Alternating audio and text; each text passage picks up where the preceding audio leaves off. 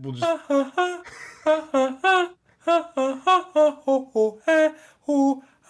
Welcome to the Weasel. Welcome to the Weasel. Whip out your dicks and shove them in your ass.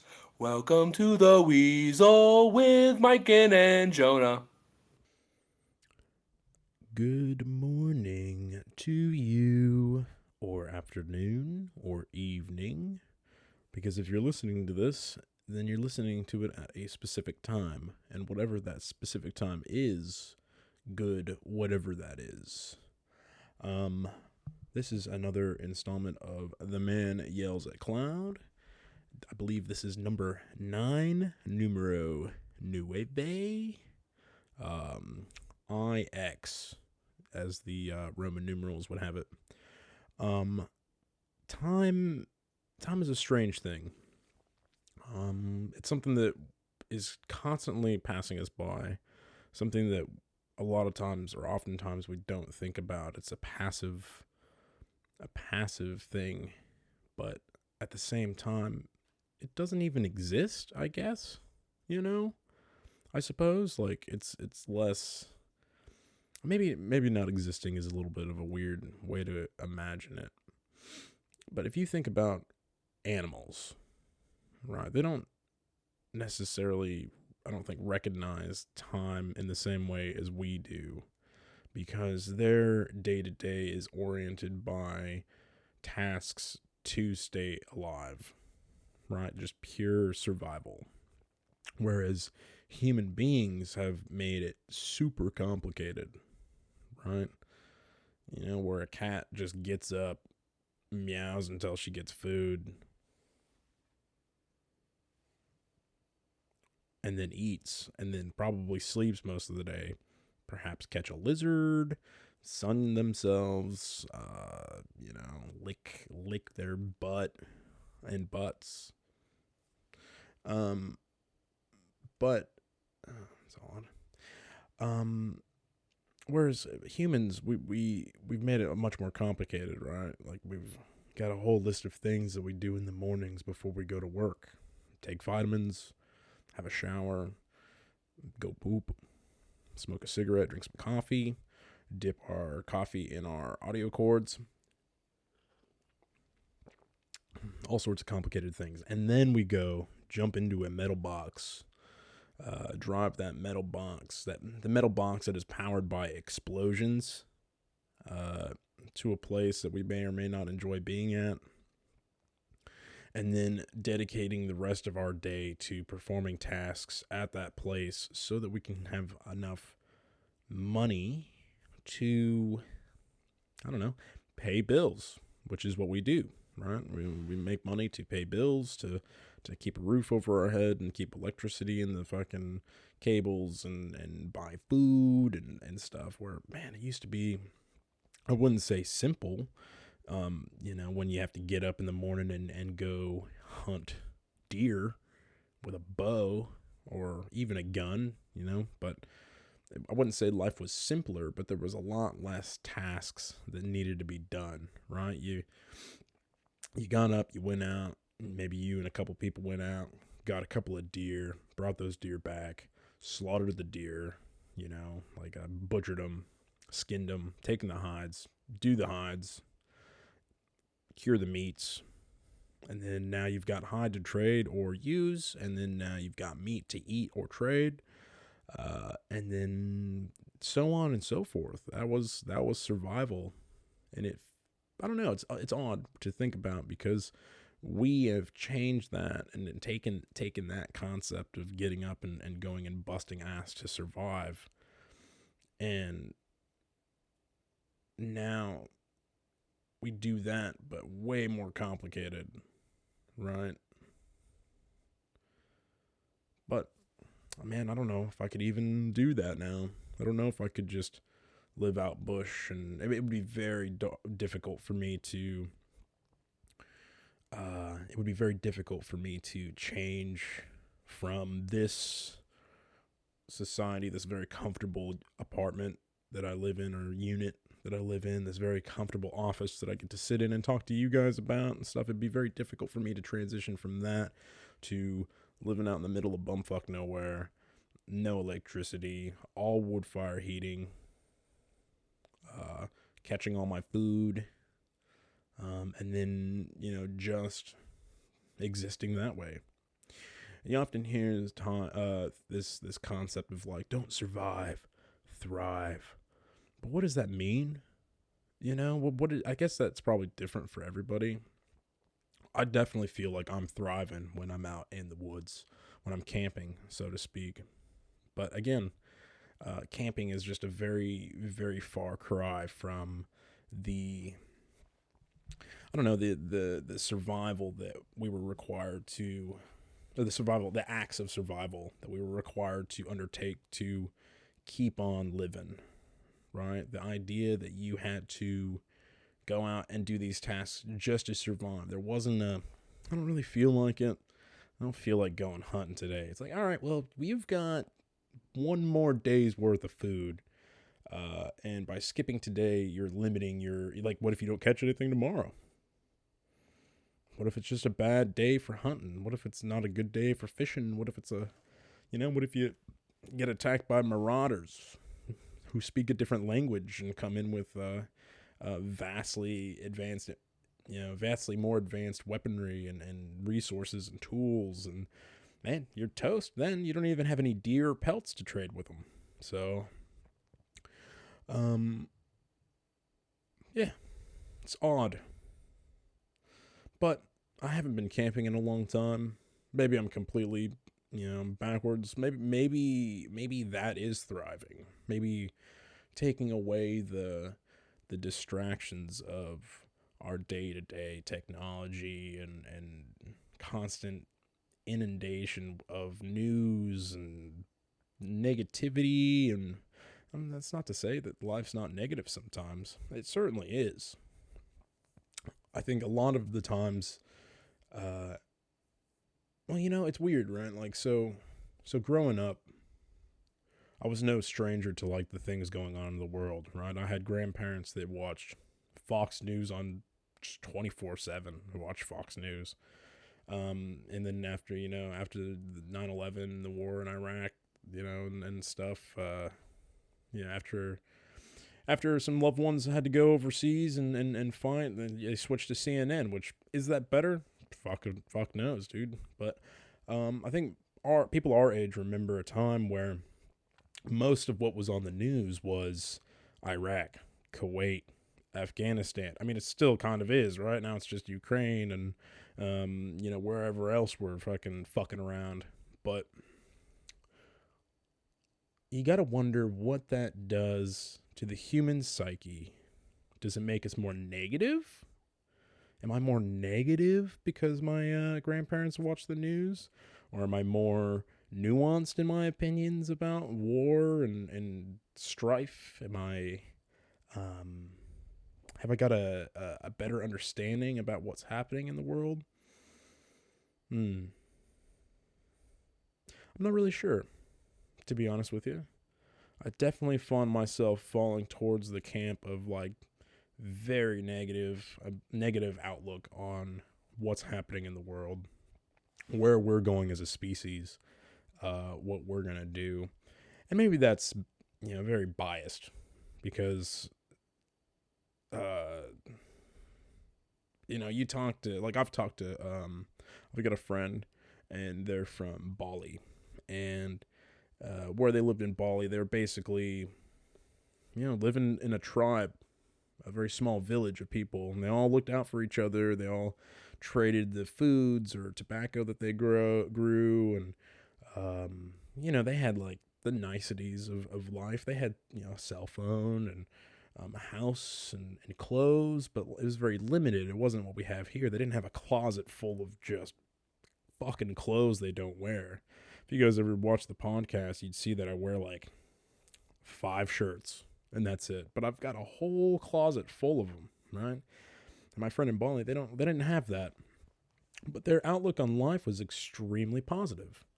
It was very like, yeah, it didn't have much, but what I did have was mine. What I did have was very much, well, not even theirs. The idea that they own anything is kind of almost non-existent, I guess. It was more like, this is the villages, this is the tribes, we share this. Someone come over, hey, can I take that lawnmower? Yeah, take the lawnmower or machete or whatever it is. Yeah. You didn't ask for it back until you needed it because it's everybody's. They might not even have it anymore. You'd have to go track it down. Like, oh yeah, I gave it to such and such. Oh, all right, go over there. Such and such is like, oh yeah, I gave it to such and such, and then eventually you get it. But at the same time, they come around and they give you a hand, right? They all give you a hand doing that task, and then sit around drinking fucking whatever it is they drink in Bali. I don't know. When I was there, I drank a lot of rum, but I don't necessarily think that's what they drink in the. Yeah, I don't know. Who's to say? I guess I could look it up. But yeah, it is interesting though. Like the different outlooks that we have, right? Because their general overall outlook on life and what's happening in the world and politics, and which is fucking gross, and all this stuff, vastly more positive than mine per se, or somebody else that I know, that other people that I know that live in and grew up in this Western society, the societal values of going to work and working hard and saving money and buying a house and watching the news and making sure that everything that's going on. It's like fuel prices, right? I asked my buddy in the States. I asked him, hey man, what's the fuel price there like? Before we come over. Just like trying to think to myself, like, how much money am I going to be spending on fuel? And he's like, I don't know. What do you mean you don't know? Don't you buy fuel? He's like, yeah, I drive every day. But what's the point in looking it up? Because you gotta drive. You have to drive, so you have to buy fuel. So it doesn't really matter if you keep up on the prices of fuel. Like, fuck, that's true. I mean, I guess I never really thought of it like that. Sorry, I just gotta reposition myself. Actually, you know what?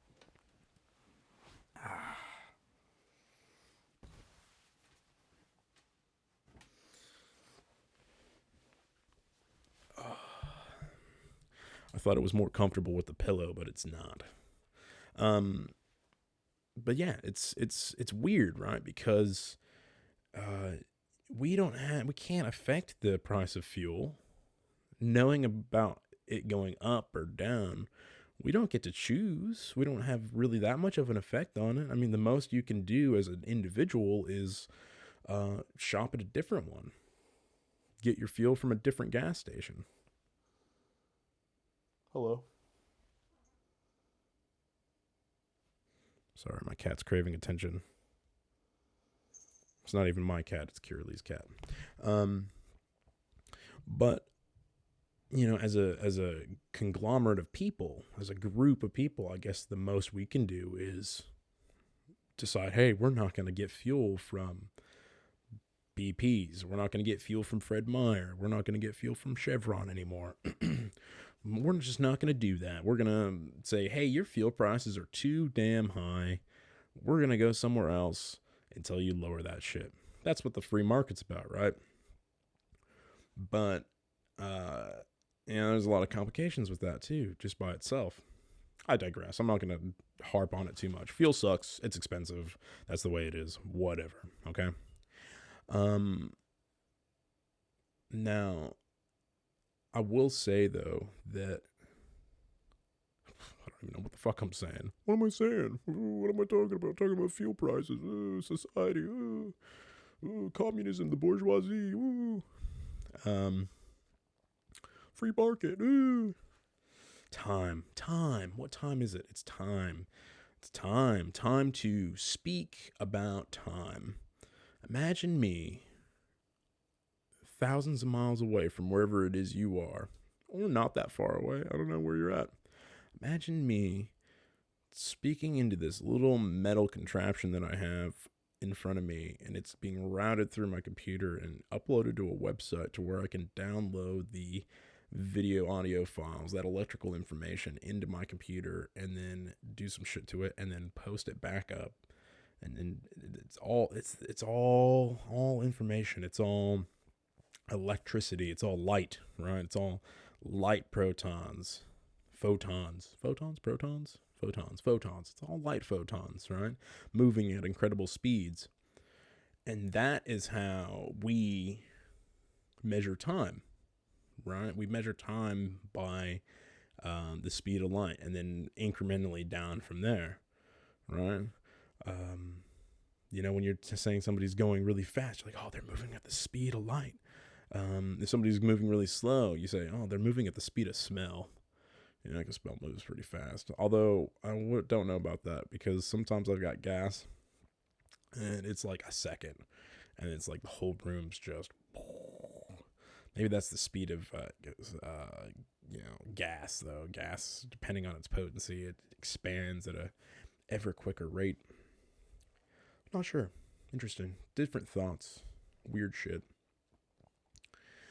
I find that like my mind feels fragile. It doesn't feel firm or steadfast. I feel like sometimes it does.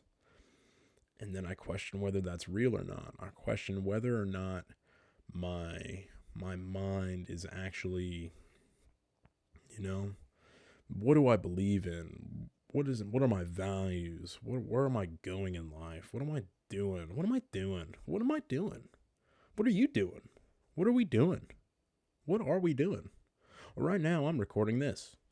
And right now you're doing something and listening to this. Hopefully I'm making it easier for you to do that task that you're doing. I don't know. It's a weird thing to listen to. Someone just talk to themselves about not a lot. But let's take a step back. Let's take a step back from time. Let's take a step back from our minds and our fragility. And let's talk about something that we can all relate to. Let's talk about nostalgia. There's this concept floating around called the nostalgia apocalypse. I don't know who coined it. I don't know who came up with it. But in my mind, it's genius. My fragile little mind. It's absolutely genius and scary. All right. So when you look at, say, I don't know, it was pointed out to me when we were shopping one day. Me and the missus, we went out, and I mean, this is months and months and months ago. And we're walking around and we see some young people, or these young people walking around the mall, taking up my space. Not really. I mean, I couldn't give a shit. That's what malls are for. Shopping centers are for, right? For hanging out, going shopping, seeing your friends, being social in a, public setting, whatever. But we noticed that the way they're dressed now is going back almost to the 90s. Right? There was like this period in like the mid 2000s, like 2013 to 2017 or 18, right? Maybe 2019, where fashion was changing. It was getting a little bit more modern. Everything was tight and fucking. Pants were tight, shirts were like cropped, fucking, whatever. I don't know.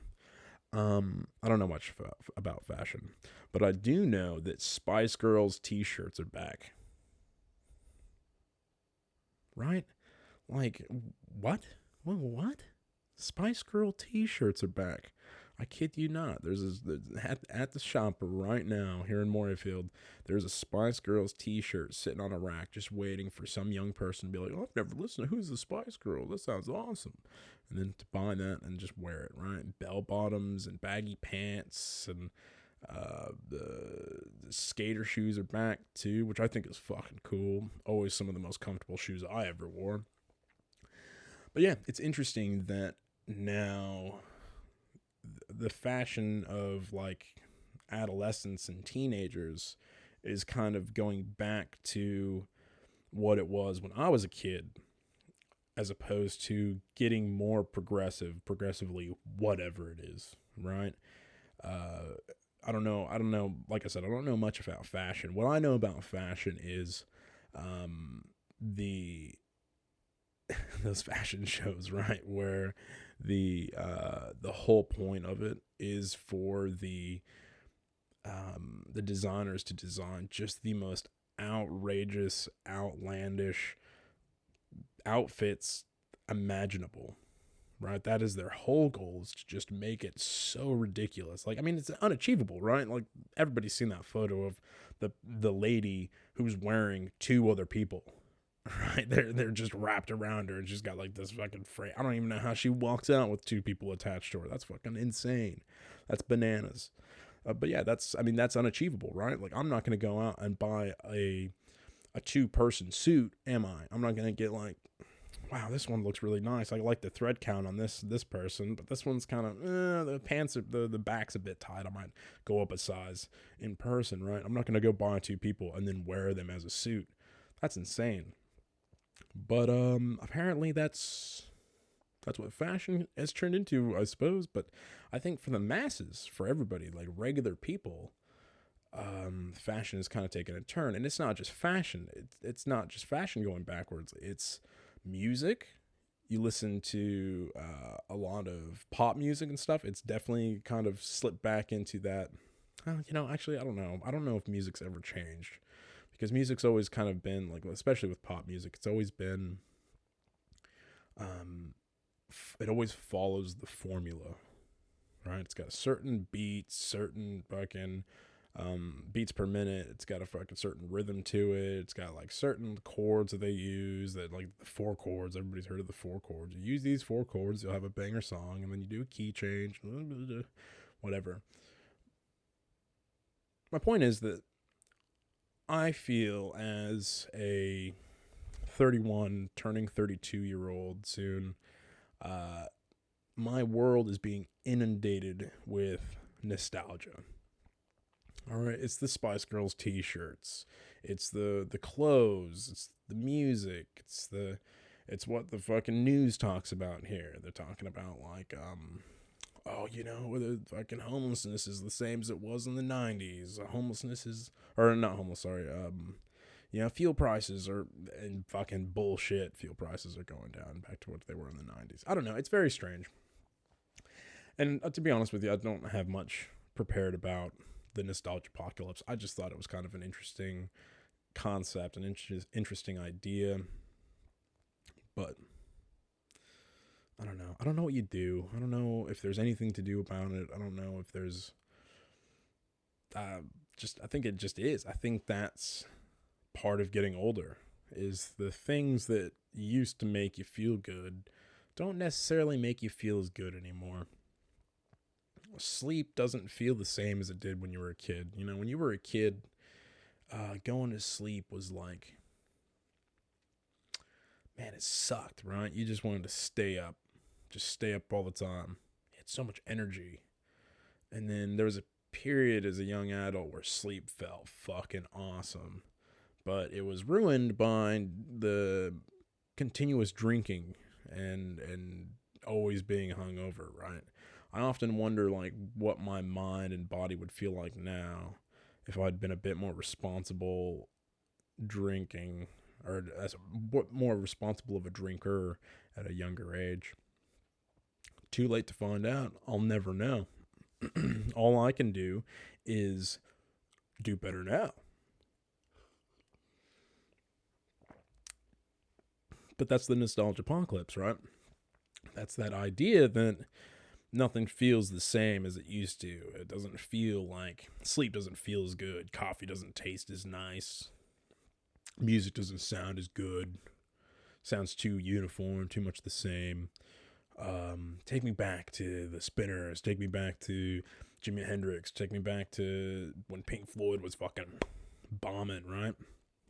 And to be honest with you, I wasn't even alive, really, when they were fucking making their come up, dude. I was fucking not even a seed. The 70s, 80s, man, what a fucking crazy time to be alive. The music was just off its tits back then. Nowadays, music's just kind of, like I said, taking that weird uniform approach, like that weird formula that you have to follow to get lots of people to listen to it and really enjoy it. Same time, though, there's a lot of independent musicians out there that are making some really amazing stuff. If you ever listen to, if you ever just climb on Spotify and go find some, like, I don't know, look up rock, obscure, musicians on Google, and then fucking type those into Spotify or wherever you listen to music. And then you just keep following that rabbit hole. You'll find some really interesting stuff, some really technical riffs, some really interesting ways of organizing the different sounds, and not that all of it's good. I mean, I'm a terrible music critic. I listen to lo-fi, and I listen to reggae, and I listen to hip hop sometimes. And I love listening to old classic rock.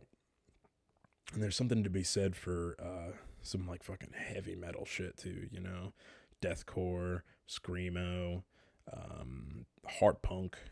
But I don't know. I've got a lot of friends. Most of my friends growing up were listening to different types of techno. They were listening to hardstyle and trance and shit like that. And I don't know if I ever really got into that kind of stuff, just because I don't know, just never really did. Never really had anything to listen to it on. I remember one time my buddy got in my car in school. He's like, "Oh, hey man, what do you got? What music do you got?" I'm like, "Oh, what kind of music do you want to listen to?" He's like, "Oh, do you have anything with bass?" I'm like, "Oh, fuck yeah. I got something with some real good bass in it." I put on John Mayer. You know why I put on John Mayer? Because he had a bass guitarist that was fucking slapping, bro. I mean, it was like fucking long chords too. It was just like boom, boom, doo, doom, ba do. Fucking all that shit spoke to me, man. I was like, oh yeah, fucking listen to that bass. And he's just like, it's not bass, dude. I'm like, it is bass. That is what it is. It is a bassist, a bass guitarist playing the bass. He's like, that's not what I mean. I'm like, I don't know what the fuck you want me to do, dude. I don't have a CD with any techno on it. And so then lo and behold, one day my buddies gave me a CD that had a bunch of techno on it as a mixtape. Thanks, boys. Appreciate y'all. And then I listened to that same CD on repeat. And I think that CD got stuck in my car, which is fine. It was a shitty car. Good CD, though. Wish I could get it back. Probably gone. So yeah, that's kind of like my whole life, isn't it? Really, I mean, that's this podcast as well. People are like, "Oh, I want to listen to the bass." I'm like, "Yeah, fuck yeah, I'll put on some fucking John Mayer for you. That's some good shit." Oh, we'll get on the Weasel. We'll go listen to Man Yells at Clown, and I'm not even yelling at all, barely even conversing. I'm more just anyway.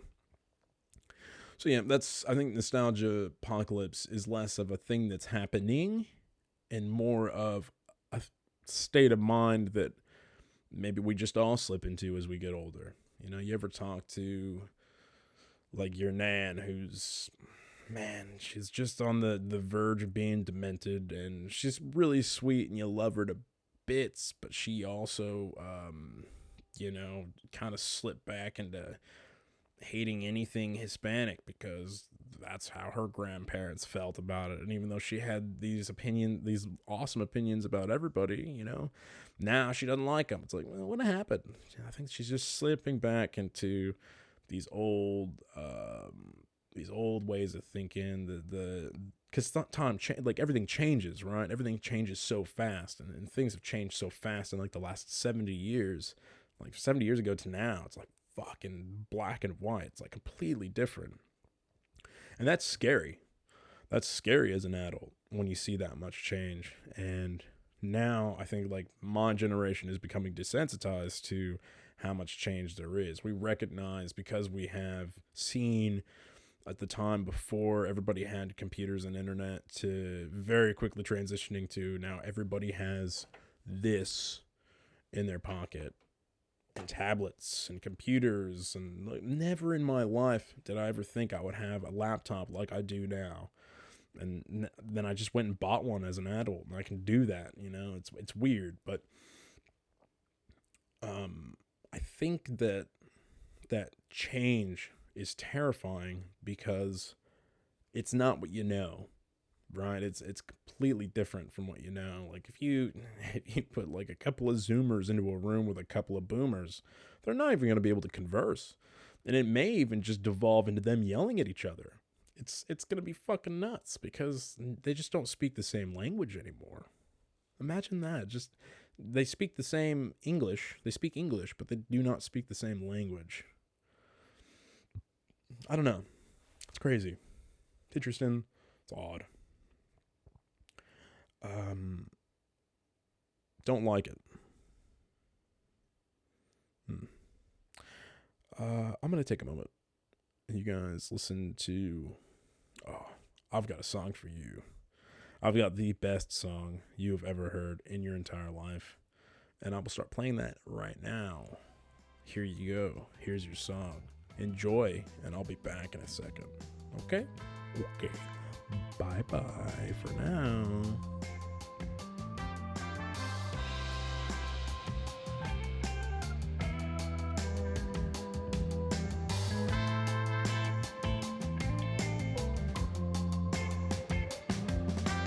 I know I shouldn't be calling.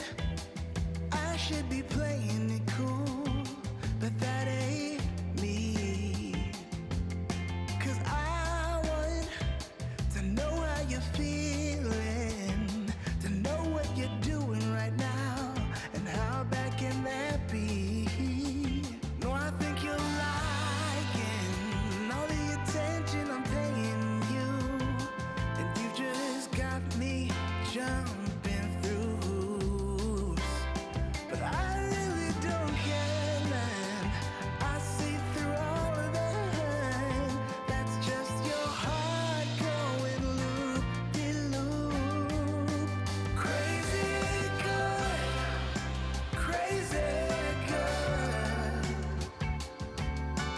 That's how our love's gonna be. Crazy good, crazy good. Hey guys, did you enjoy that song? Was it everything you'd hope for and more? I hope so. I hope you liked it a lot. I know I sure did. What a good song. Fuck yeah, that was like top percentiles of music, right? I needed to do that because I needed to take a moment to have some inspiration. Something I've been talking to Jonah a lot about lately is finding my muse, finding my inspiration. What is it? What is it that inspires me? And I look around my office at all my knickknacks that I've not gotten rid of since I last told you guys I was thinking about fucking like maybe trying to fucking draw it down. Still haven't done it. Very difficult. But what I do have is art. Got a lot of art. I've got a pineapple poster. It's actually a canvas. It's a beautiful print. It's awesome. I've got a picture of me and Jonah holding koalas, and I've got a it's like a diamond dots. I don't know if you guys have ever heard of diamond dots, but essentially it's like a paint by the numbers instead of paint. It's like got all these numbers on, and it's like a tiny little fucking spot, and you've got these fucking multitudes of these little plastic gems, and then you just put it in one at a time, one gem at a time. And I would never do it. I just don't have the patience for it. I don't mind puzzles, but that's the limit, right? But Kierley's mom made it for me. Beautiful. It's an astronaut sitting on the edge of space. I'll show it to you guys one day. It's pretty good. What I did pull down was this piece of art that I bought while I was in the States. It is titled The Enlightenment of Kevin Bacon, right, by Todd C. Steele. The Enlightenment of Kevin Bacon. I'm just going to show it to you guys. It's pretty good. I think you'll like it.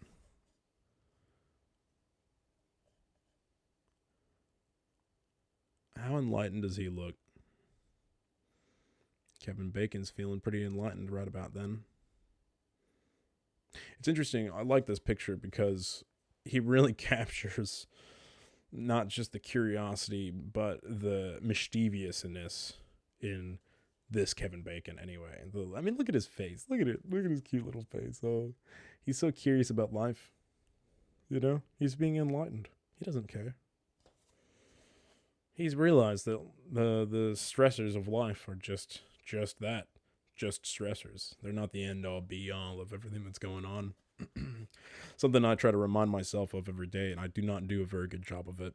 I allow myself to get extremely stressed out, upset, mad, very mad. Oh man, I've got some anger issues that I've been working on my entire life, and I'm getting better. I am getting better, which is sad. That this like this right now, top notch. I'm not angry about anything. I've also got nothing stressing me out. I've done everything I needed to do today. I've got my lunch ready. I've got my coffee. I've got my fucking water bottle all filled up. I've had my hydrolyte, my vitamins. I've meditated. I've done all that. Just got to go to work soon. Easy, you know, no big deal. Excuse me.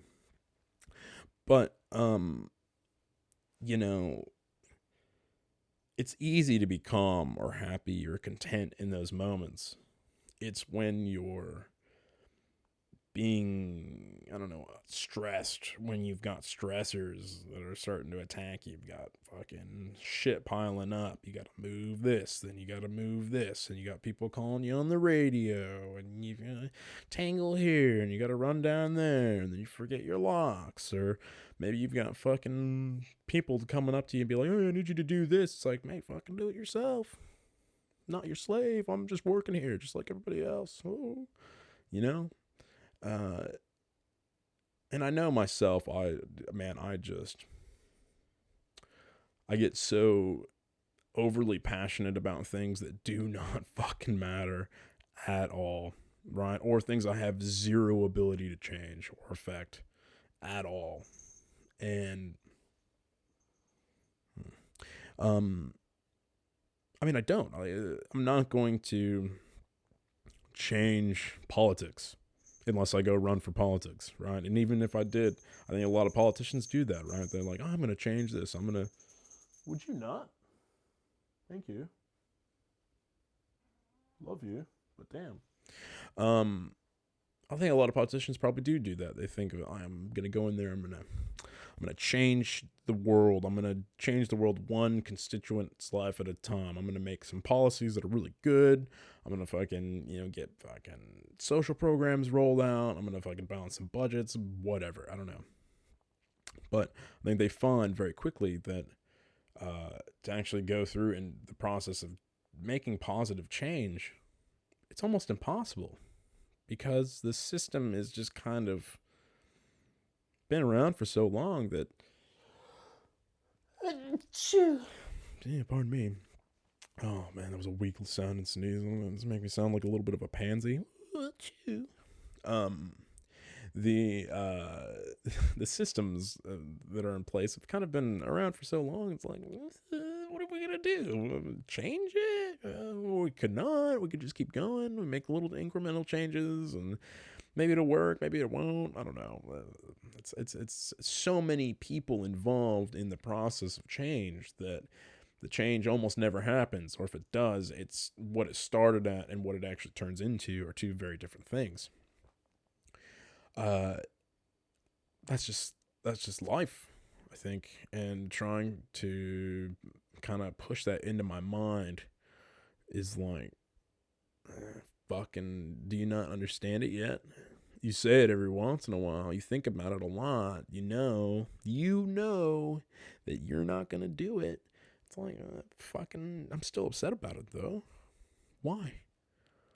Why be upset? Why be worried? Why be stressed? What's to stress about? What? Some people you got yelled at. You yelled at other people. Whatever. Who fucking cares?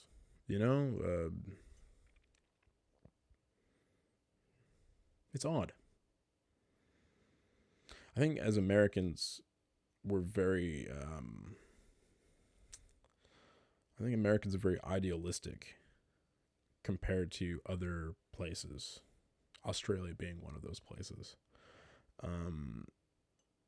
We have this idea that what we've done is the best, or we can go in and change this. We're going to go into the workplace. I'm going to do this, and we're going to accomplish this, and we're going to get this done. And then you realize that's not how it works at all.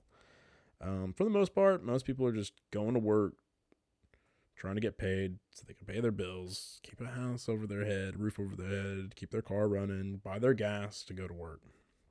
Most people don't give a fuck about how the workplace politics are running. The only people that do are the ones that are super heavily invested in it, and they've been there doing it for a long time, and they've got things run a certain way that they want to do it. And then then come in and change those things doesn't really work out. I'm realizing now that, like, the things that I wanted to try to do to help my workplace probably aren't going to happen. It's more like just hitting my head up against a wall. And I definitely think that I need to, well, for one, I'm getting out of, the mill as a whole, the industry work that I've been doing for a long time, my entire life. I'm getting out of that. I'm going to be going to school. I'm going to become a teacher. I'm going to use my mind more than my body, which is scary, man, because my mind doesn't feel very great. It feels pretty fragile. Like I said before, feeling pretty fragile. Doesn't feel very strong, smart, or collected. And maybe part of that is because of the work that I've been doing for so long. Maybe I've kind of, it's like a muscle, right? It's like any muscle. If you only work out one arm, your other arm's going to get weak. Man, I'm talking to you. No, I'm just kidding. But you know what I mean? Like, so my mind, the way my mind has worked and been processing information is very sequential. It's very, I do this to accomplish this, to do this, to accomplish this, and this is what I have to do in these orders so I can do these things and get it accomplished very quickly. Not a lot of, like, fucking, where should I do? How am I going to come across to this person in a way that allows them to be, like, more open to information, right? The idea of teaching kids is fucking terrifying, dudes and dudettes. It scares me, but at the same time, it's kind of what I've always been drawn to, right? Working with kids, working with young adults, talking to people in general. I love talking. I would much rather be talking to people than fucking sitting on a fucking control panel and just doing shit, right? When people come and talk to me while I'm at work, I basically just ignore my job for, whatever X amount of time to be doing this conversation, right? And then I realize, I'm like, oh, fuck. Oh, shit, sorry, man. And then I feel rude. Like, I feel like I'm breaking their conversation to go and flip wood, which is what I get paid to do, right? I get paid to flip grade and truck out wood and move wood. But I don't know. Transition is scary. Transition is hard. It's scary. It makes me scared. I'm not really sure how I'm going to go. Everybody seems to think I'm going to do really well, so I'm holding on to that. I'm holding on to that hope that I'm going to do fucking awesome. And, honestly, I'm really sorry, guys. I did not want to make this about a whinge fest, about me complaining and crying, like, oh, I don't know what I'm going to do. I'm scared. I mean, I am scared. Fear, man. Are you afraid of anything? I am. I'm afraid of the future. I'm also excited for the future. Fucking very much, generally and specifically stoked for the future. It's going to be interesting. It's going to be interesting to see where we all end up in 5 years. If you or a loved one is scared about where they're going in the future, that's fine. That's okay. It's okay to be scared. Should be scared. Everything's scary. Everything is fucking terrifying. Fucking getting in the car to drive to work is scary. Think about it. Just think about it. I know I've brought it up a couple of times, but man, think about it. We go sit in a metal box that's got very, very minimal safety features, mind you. A bunch of bags of air pop out. That's the best we could come up with, okay? And we turn a key, and then the engine starts exploding continuously to drive pistons, to drive your fucking drive shafts, and fucking propel that fucking metal box down the road at however many miles or k's an hour that you're planning on going. And some people just fucking, they don't fucking care, just take off. More power to them. You know, just as long as you don't hit anybody, but cause an accident, which I've seen a lot of.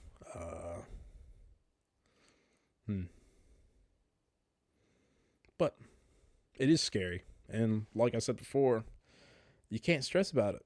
You can't worry about it. You literally can't. Like if you start, and it's a great example of like us taking this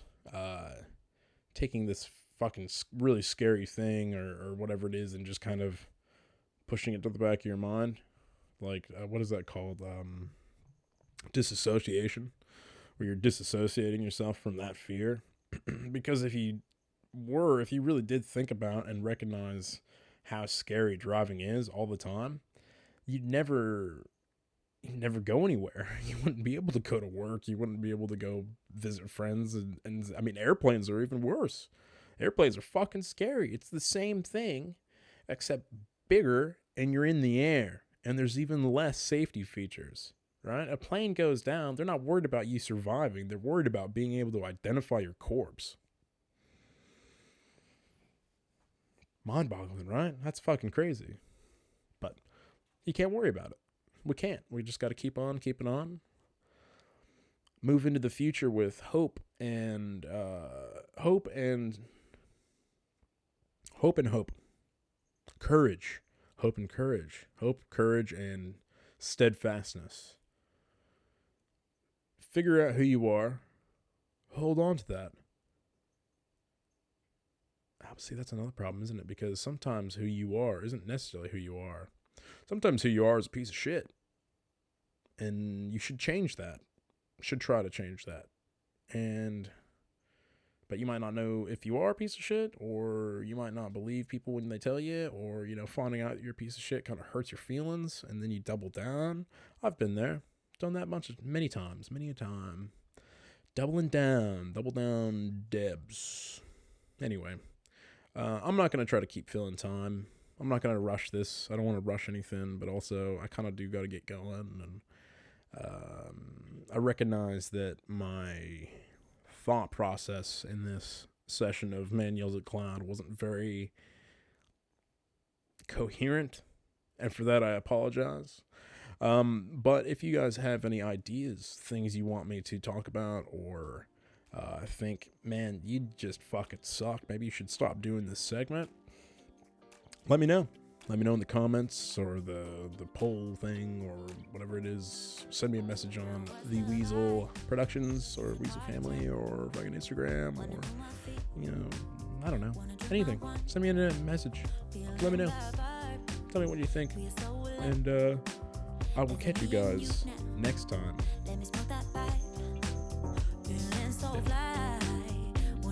Love you. Goodbye. Always on tonight, and you shine like gold. I can't get enough now. Let me come real close, baby, strike a pose. Ooh, all eyes on you. Make room on the dance floor now. What you gonna do? So get up on your feet. Get on down, real low, low. One foot to the left and jump to the right. On your feet, yeah. And get on down, real low, low. One foot to the left and jump to the right. Now what's the vibe? It's a party time. Wanna move on feet now. I wanna drink my wine. Feeling that vibe. We're so alive. Is it me and you now? Let me smoke that pipe. I'm feeling so fly. Wanna dance with you. Rhythm takes control.